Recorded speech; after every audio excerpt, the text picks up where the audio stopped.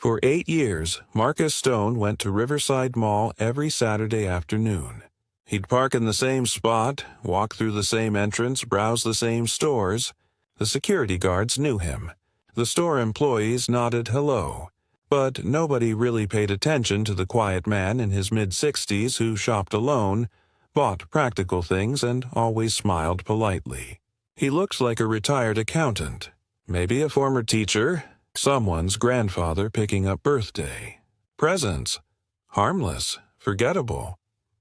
Until a 19-year-old with an AR-15 and 300 rounds of ammunition walked through the east entrance with the intention of killing as many people as possible.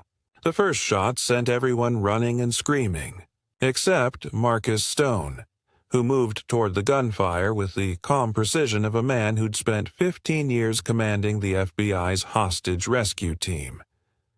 In the next 6 minutes, before police could even arrive, Marcus would save 23 lives using tactics that weren't in any civilian training manual. Because the quiet shopper in aisle 7 wasn't just a retired federal agent. He was the man who designed the active shooter response protocols that every SWAT team in America now followed. If this story of hidden expertise and instant tactical response already has you hooked, hit that like button and subscribe.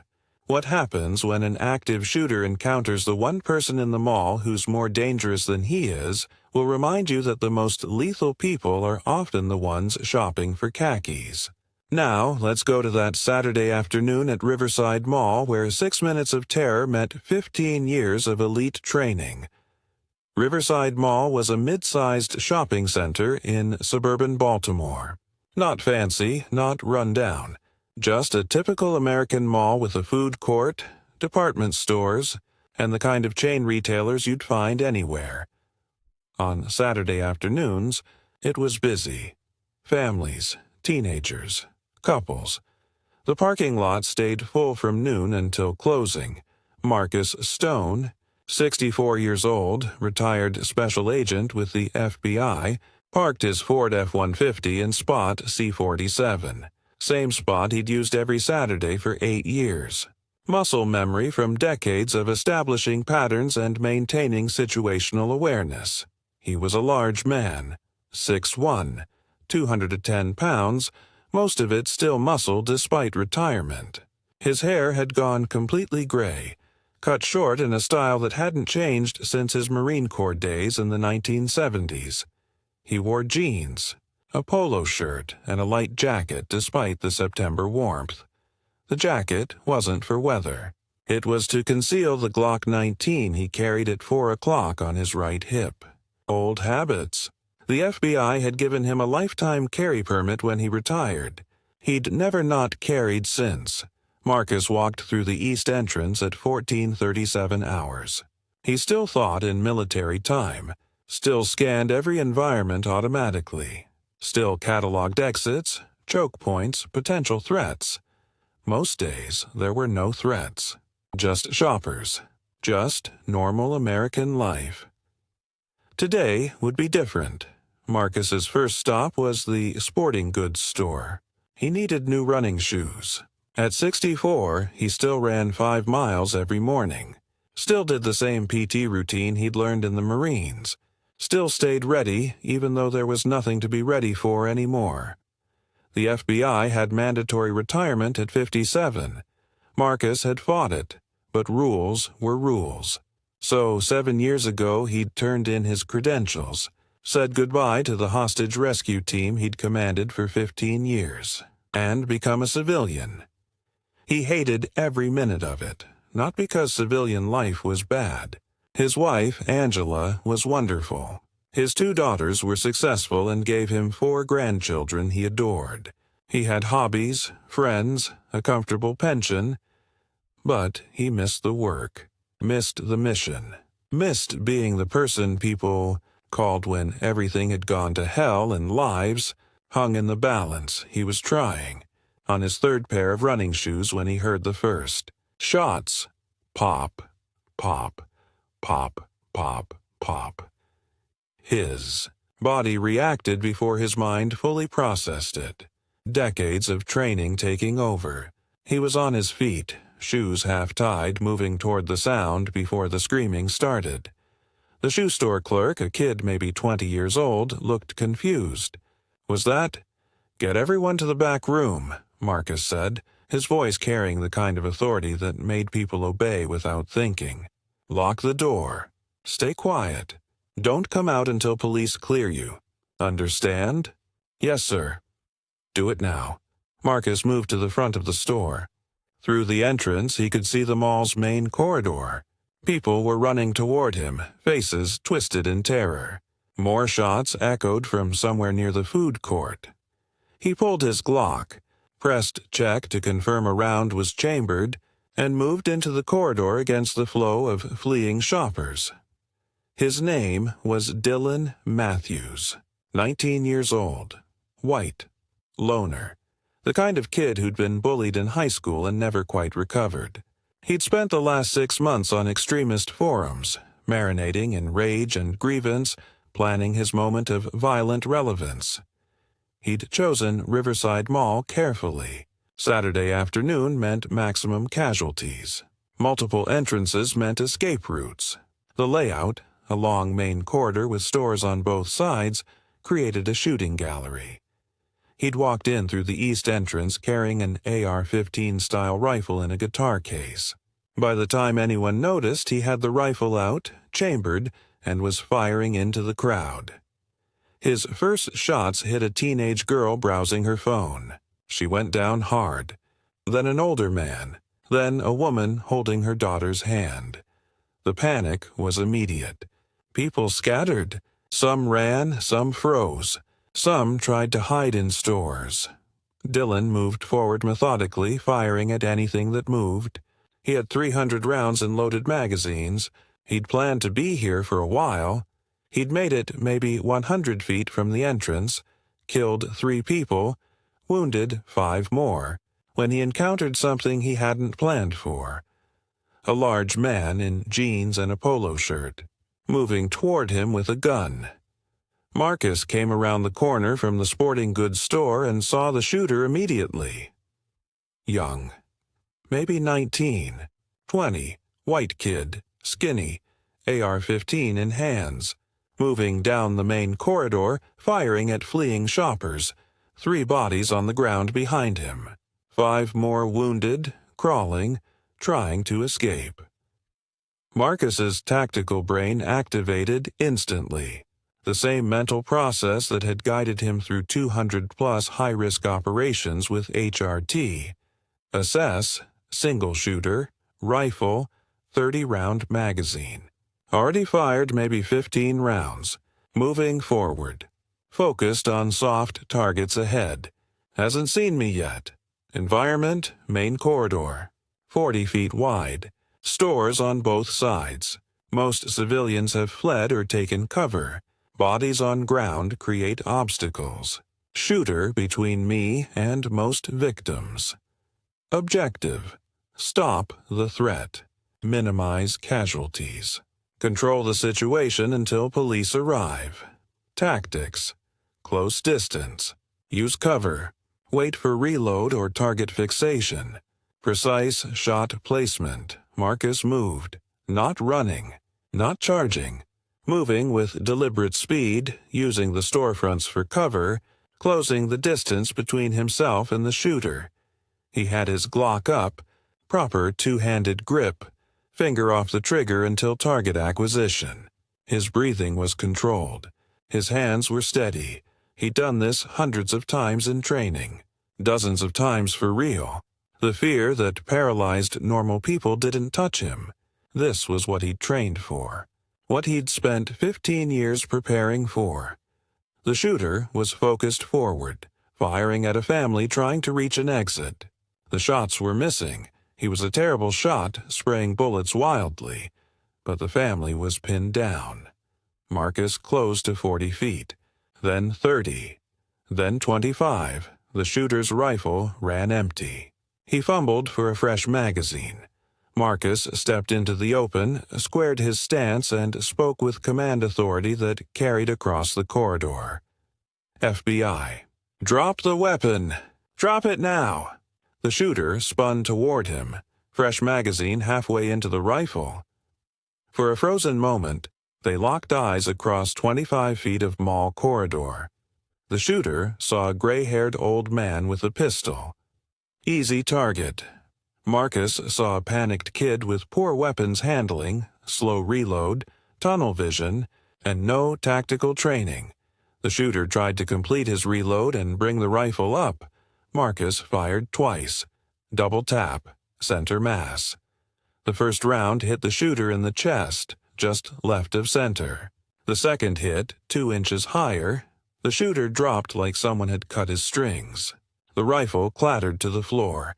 Marcus moved forward immediately, weapon still up, scanning for additional threats. You never assumed one shooter. HRT had trained him to expect multiples, coordinated attacks, secondary devices. He reached the downed shooter in 4 seconds, kicked the rifle away, pressed his foot on the kid's chest to control him. The shooter was gasping, bleeding, but alive. Both rounds had hit center mass, but Marcus had deliberately aimed for non-lethal placement. Heart and lungs intact. Painful, debilitating, but survivable with fast medical response. Stay down, Marcus said. Help is coming.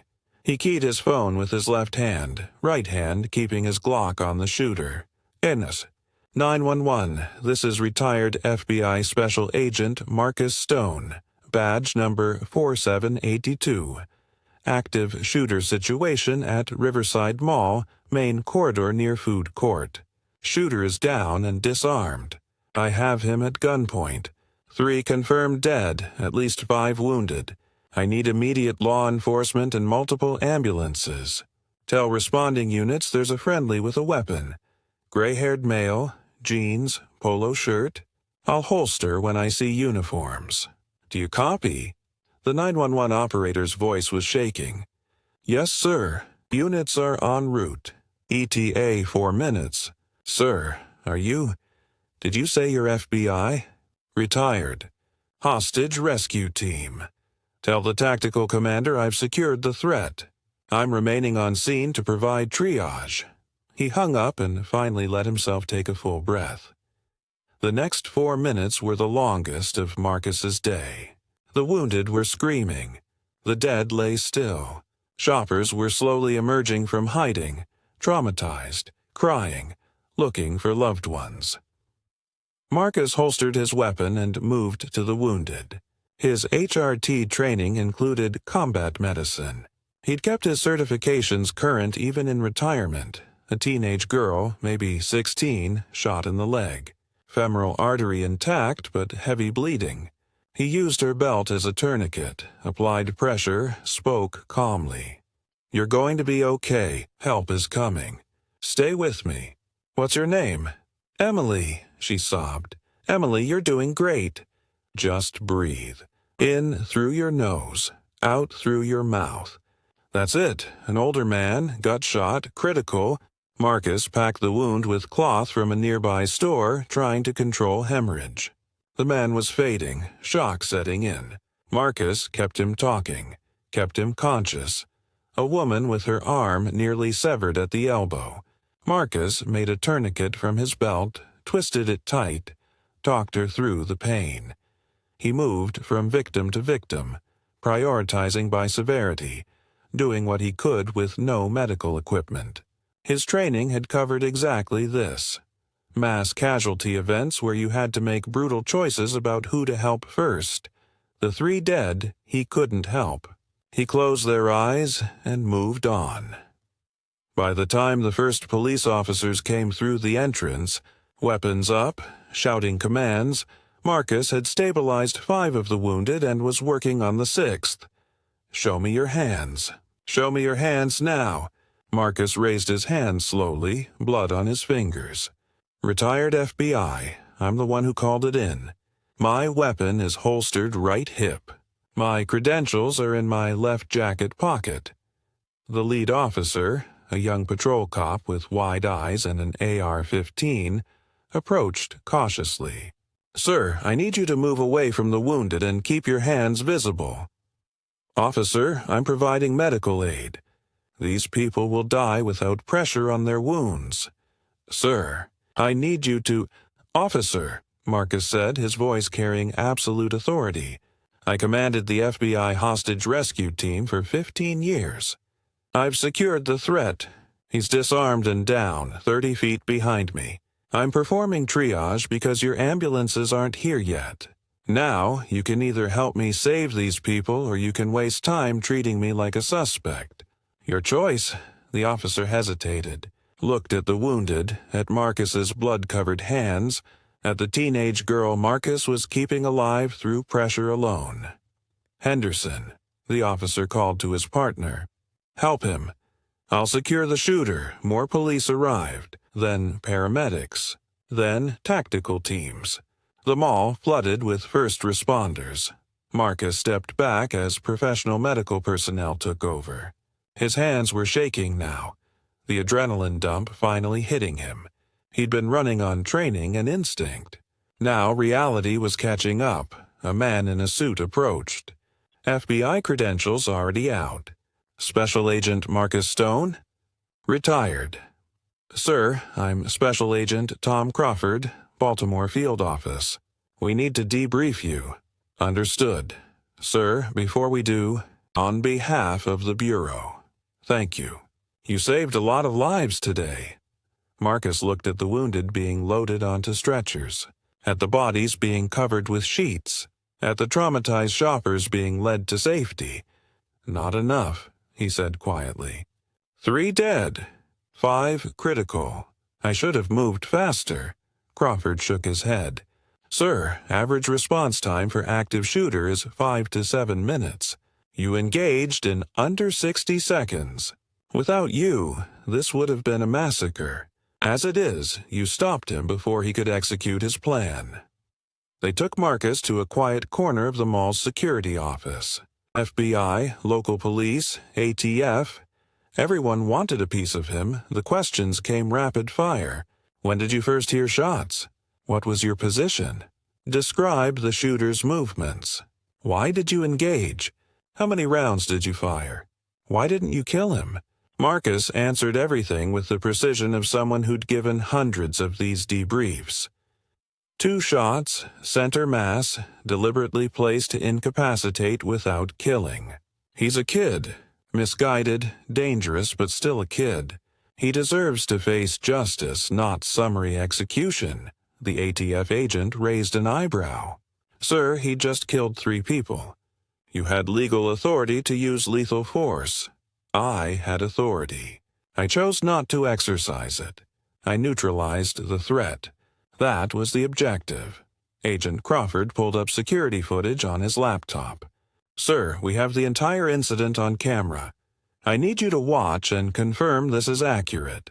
Marcus watched himself on screen, moving toward gunfire while everyone else ran away, using cover properly, closing distance, the verbal challenge, the precise double tap, the immediate tactical response afterward. That's accurate, he said.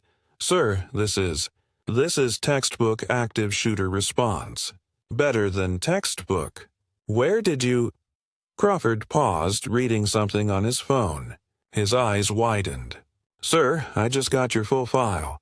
You didn't just command HRT, you wrote the active shooter protocols.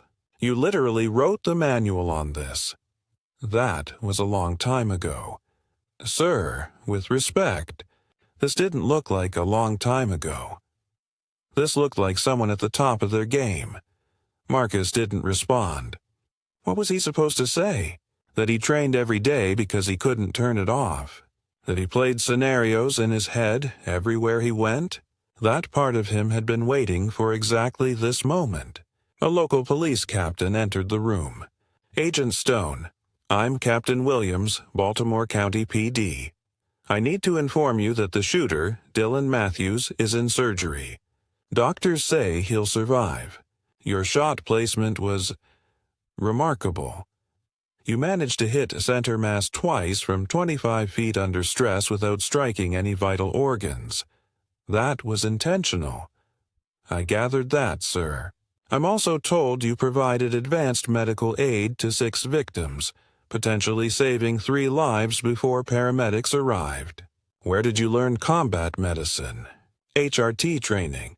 We cross-train in everything. CQB, marksmanship, explosive breaching, medical, negotiation. When you're the last resort, you need to be ready for anything. Sir, I've been a cop for 32 years. I've never seen anything like what you did today. You moved toward an active shooter alone, engaged at close range with a pistol against a rifle, made 2 perfect shots under pressure, then provided triage to mass casualties. You're aware that's superhuman, right? Marcus shook his head. It's training. Anyone with the right preparation could do it. With respect, sir, no. What you did today required not just training but experience, judgment, and courage that most people don't have. You saved lives, a lot of them. By the time they finished debriefing Marcus, news crews had surrounded the mall. The story was already breaking nationally. Active shooter stopped by retired FBI agent. Former HRT commander saves lives. Hero shopper takes down gunman. Marcus wanted to slip away, go home, process what had happened in private. But as he walked toward the exit, a crowd had gathered. Survivors. People he'd helped. People who'd witnessed what he'd done. Emily, the teenage girl he'd saved with the tourniquet, was there with her parents. Her father approached, tears streaming down his face. You saved my daughter's life. The paramedic said she would have bled out in another minute. You kept her alive. I can't. He couldn't finish. Just grabbed Marcus in a hug. The older man Marcus had stabilized, now bandaged and pale but alive, shook his hand. Thank you doesn't cover it, but thank you. The woman whose arm he'd tourniquet approached with her husband. They're going to be able to save my arm. The surgeon said another 2 minutes without that tourniquet and I'd have lost it. You did that. You saved my arm. You saved me. A young police officer, one of the first on scene, stepped forward. Sir, I'm Officer Chen. I wanted to apologize.